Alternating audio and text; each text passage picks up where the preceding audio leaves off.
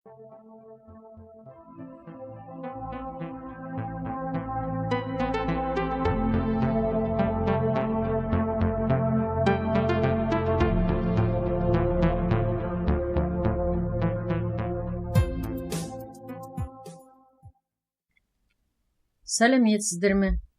Бүгінгі дәріс сабағымыздың тақырыбы қылмыс субъектісі.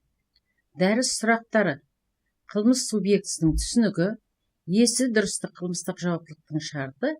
Үшінші сұрақ: жасқа толу қылмыс субъектісінің белгісі ретінде. Төртінші сұрақ: қылмыстың арнайы субъектісі. Бесінші сұрақ: мас күйінде жасалған қылмыстар үшін жауаптылық. Есі дұрыс қылмыс жасаған адам заңда көзделген белгілі бір жасқа толған кезде қылмыстың субъектісі бола алады. Қылмыс субъектісінің белгілері Қазақстан Республикасының қылмыстық кодексінің 14 бабының 1 бөлігінде көрсетілген. Онда есі дұрыс, осы кодексте белгіленген жасқа толған жеке адам ғана қылмыстық жауаптылыққа тартылуға тиіс делінген.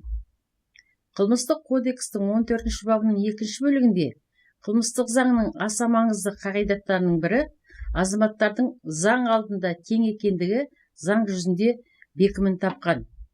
Қылмыс жасаған адамдар шығу тегіне, әлеуметтік лауазымдық және мүліктік жағдайына, жынысына, нәсіліне, ұлтына, тіліне, дінге деген көзқарасына, сеніміне, қоғамдық бірлестіктерге қатыстылығына, тұрғылықты мекен жайына немесе өзге де кез келген мән жайларға қарамастан заң алдында бірдей.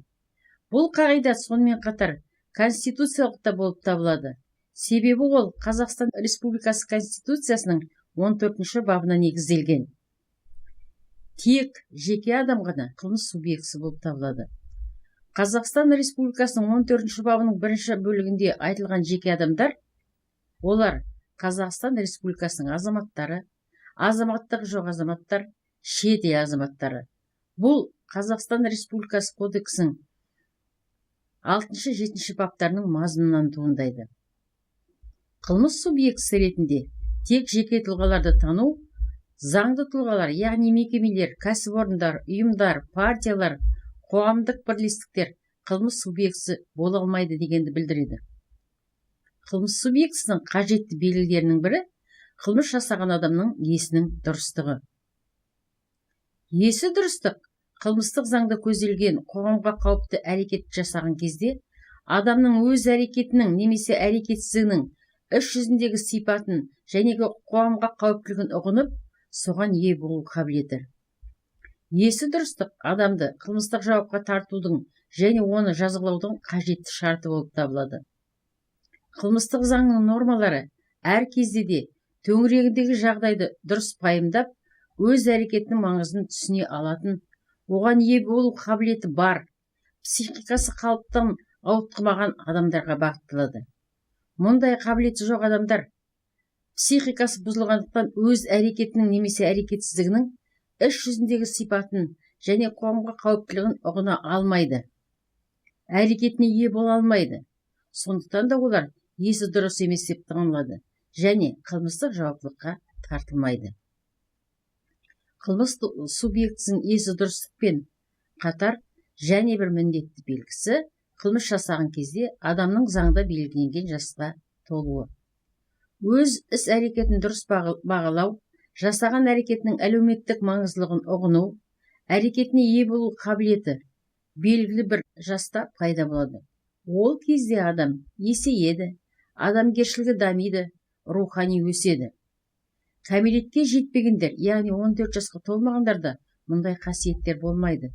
Сондықтан олар қылмыс субъектісі болып танылмайды. Адамның есі дұрыстығы және қылмыстық заңда белгіленген жасқа толуы қылмыс субъектілерінің жалпы заңдық белгілері болып табылады. Олар қылмыстардың барлық құрамдары үшін міндетті. Бұлардың ең болмағанда біреуінің болмауы әрекетте қылмыс құрамының жоқ екендігін көрсетеді. Қылмыс субъектісін сипаттаған кезде оның жауаптылығын анықтауда және оған жаза тағайындауда қылмыскердің жеке басының белгілері маңызды рөл атқарады. Қылмыс субъектісі және қылмыскердің жеке басы ұғымдары бірдей емес. Қылмыскердің жеке басы қылмыс субъектісіне қарағанда кең түсінік береді.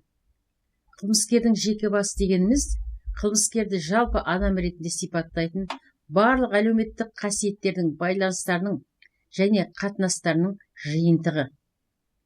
Оның әлеуметтік, яғни саяси, еңбек, тұрмыстық, отбасылық тағы да басқа байланыстары. Өнегелік саяси қасиеттер, олар дүниетанымы, сенімі, құштарлығы.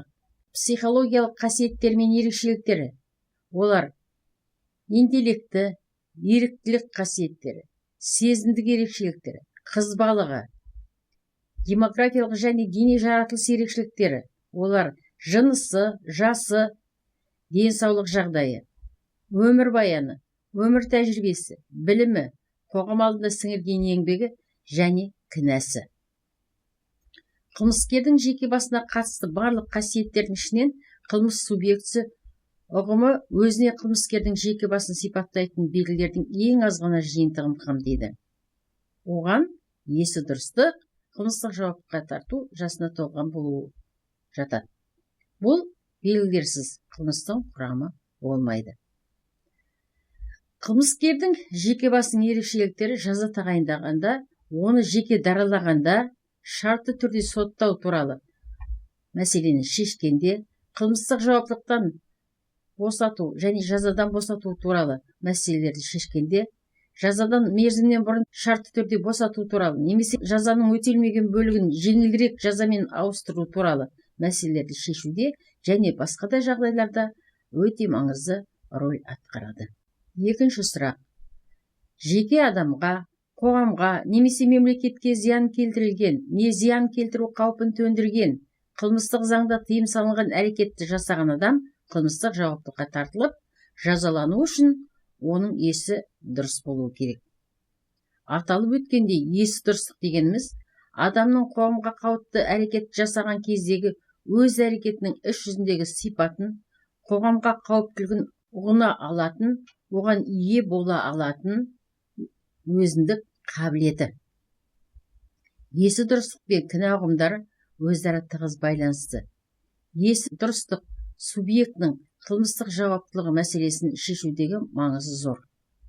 Тек есі дұрыс адам ғана айыпты деп танылады. Сондықтан да есі дұрыстық кінә мен жауаптылықтың алғы шарты. Адамның мінез құлқын, оның санасы мен еркін анықтайды және солар бақылайды. Сана мен ерік объективтік шындықпен тікелей байланысты. Нақты бір адам солардың арқасында жүріп, тұлға ретінде қалыптасатын қоғамдық ортаның материалдық өмір жағдайларына негізделетін адамның негізгі психикалық функциялары. Алайда сыртқы ортадағы жағдайға мұндай байланыстылық, мұндай негізделгендік адамның мінез құлқын алдын ала анықталғандығын білдірмейді. Ол адам санасы мен еркінің белсенді рөлін, оның табиғатқа, қоғамдық өмірге, шындықты және оның объективті заңдылықтарын тануға ықпал жасайтындығын жоққа шығармайды. Адам санасы мен еркінің белсенді рөлі, істің ақ қарасын біліп әрекет жасау қабілеті. Оның сол жасаған іс әрекет үшін, оның ішінде қылмыстық заңда тыйым салынған әрекеттер үшін жауап беруін талап етеді.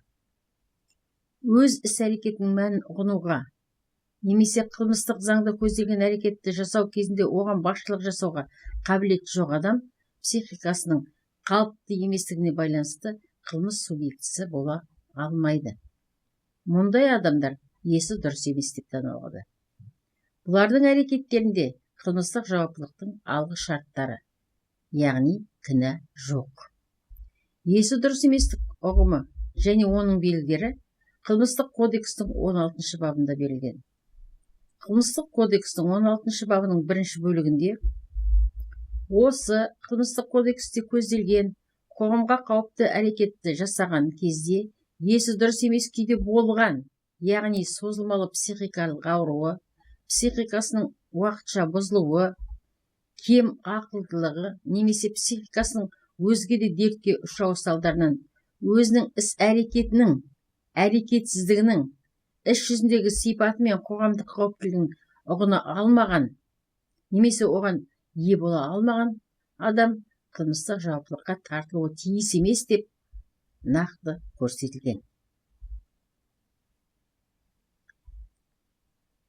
Үшінші сұрақ. Кез келген жеке тұлға есі дұрыс болса да, егер заңда көрсетілген жасқа толмаса, қылмыс субъектісі бола алмайды.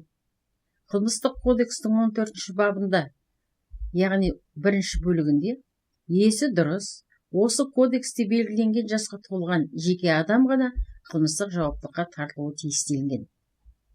Қылмыстық кодекстің 15 бабының 1 бөлігіне сәйкес, қылмыс жасалған кезде 16 жасқа толған адам қылмыстық жауаптылыққа тартылуға жатады. Заңда анық көрсетілген кейбір қылмыстар үшін ғана қылмыстық жауаптылық 14 жастан бастап көрсетілген. Қылмыстық кодекстің 15 бабының 2 бөлігіне сәйкес, қылмыс жасаған кезде 14 жасқа толған адам мына қылмыстар үшін қылмыстық жауаптылыққа тартылады. Олар: адам өлтіру, денсаулыққа қасақана ауыр зиян келтіру, ауырлататын мән-жайда денсаулыққа қасақана ауыр зиян келтіру, зорлау және тағы да басқалар. Кәмелетке толмаған адам қылмыс жасағанда оның жасы дәл анықталуы тиіс, яғни туған күні, айы, жылы. Адам туған күні емес, келесі тәуліктен бастап белгілі бір жасқа, 14-ке, 16-ға, 18-ге толды деп саналады. Кәмелетке толмағанның жасын сот медициналық сараптама анықтаған жағдайда, оның туған күні сараптама жасалған жылдың ең соңғы күніне, яғни 31 желтоқсан болады. Ал ең аз және ең көп жас беріп анықтағанда, сараптама болжанған ең аз жас алынады. Кәмелетке толмағандардың қылмыстары жайындағы істерді, олардың тұрмыс жағдайына, тәрбиесіне, психикалық даму деңгейіне баса назар аудару қажет. Кәмелетке толмағанның психикалық жағынан артта қалу жөніндегі деректер болған жағдайда, оның психикалық даму деңгейін, өз іс-әрекетінің мәнін толық ұғына алған алмағандығын, оған қаншалықты ие бола алғандығын анықтау қажет. Ол үшін қажет болған жағдайда балалар мен жасөспірімдер психологиясы саласындағы мамандар, яғни психологтар, педагогтар сараптама жүргізуге тиіс. Немесе бұл мәселелерді сарапшы психиатрдың шешуі қажет.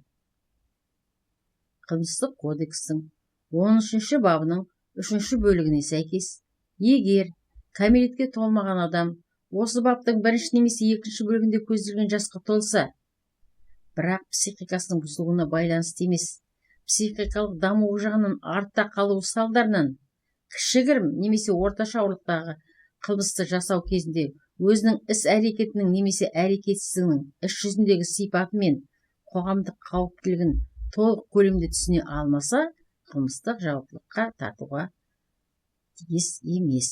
Яғни қылмыстық жауаптылыққа тартылмайды. 4-ші сұрақ.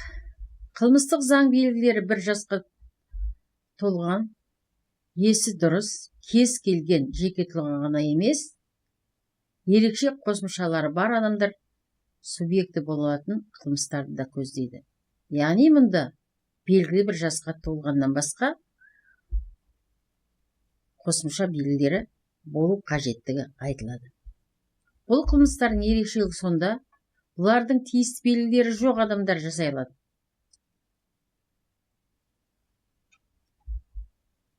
Күшіндегі қылмыстық заңда арнаулы субъекті ұғымына анықтама берілмеген.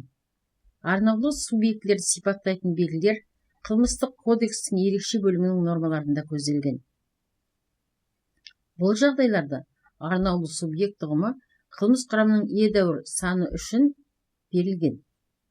Оларға мемлекеттік қызмет мүдделеріне қарсы қылмыстар мен әскери қылмыстардың барлығы дерлік жатады. Қылмыстық жауаптылық туралы мәселені шешкенде, сондай-ақ айыпкердің іс-әрекетін саралағанда, жазаны жеке даралағанда, арнаулы субъектінің белгілерін анықтаудың маңызы зор. Арнаулы субъектінің қылмыстық кодекстің ерекше бөлімінде көзделген белгілерінің болмауы сол қылмыстық жауаптылықты да болдырмайды. Мысалы, лауазым иесі болып табылмайтын адамның қызметке селқос қарауы, яғни салғырттық бабы бойынша қылмыстық жауаптылықты болдырмайды.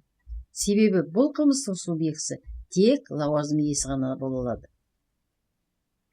Арнаулы субъектінің белгілері кейбір жағдайларда жасалған қылмыстың қоғамға қауіптілік дәрежесін көтеретін мән-жайға айналып, қылмыстың негізгі құрамын, сондай-ақ қылмыстың саралаушы құрамына айналдырады, не жауаптылықты жеңілдететін мән-жайға айналады. 5-ші сұрақ. Маскүнемдік қоғамға көп залал келтіреді. Маскүнемдік пен алкоголизм қоғам мүшелерін бұзады. Яғни, еңбек тәртібі мен өндірістік тәртіп бұзылады. Еңбек өнімділігі, шығарған өнімнің сапасы төмендейді. Жарақат алдыртады, отбасын бұзады, бала тәрбиесіне теріс ықпал жасайды. Маскүнемдікпен күресте мәдени тәрбиелік мәні бар. Әкімшілік, экономикалық, медициналық тағы да басқа шаралар кешенді қолданылады. Маскүнемдікпен күресте мас күйінде қылмыс жасаған адамдардың жауаптылығы жайындағы қылмыстық құқықтық нормаларда маңызды рөл атқарады. Мас болу үшін, яғни мас болу 3 дәрежеге бөлінеді: жеңіл, орташа және ауыр дәреже. Алкогольдік, есірткілік және уытқұмарлық елту жағдайында қылмыс жасау қылмыстық жауаптылық пен жазаны ауырлататын мән-жайлардың тізіміне кіргізілген. Бірақ сот қылмыстың сипатына қарай бұл мән-жайды ауырлататын деп есептемеуге де құқылы. Физиологиялық мас болудан патологиялық мас болуды ажыратып алу басты мәселе. Патологиялық мас болу дегеніміз психикалық қатты аз уақытқа психикасының бұзылуы. Патологиялық мас болғанда сананың дерт өзгеріс салдарынан кенеттен сандырақ елес пайда болады.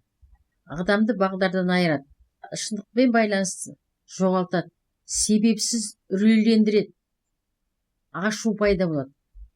Дүлей әрекеттерді кенеттен қатыгездікпен жасайды және талқандап білдіруге бейім болады.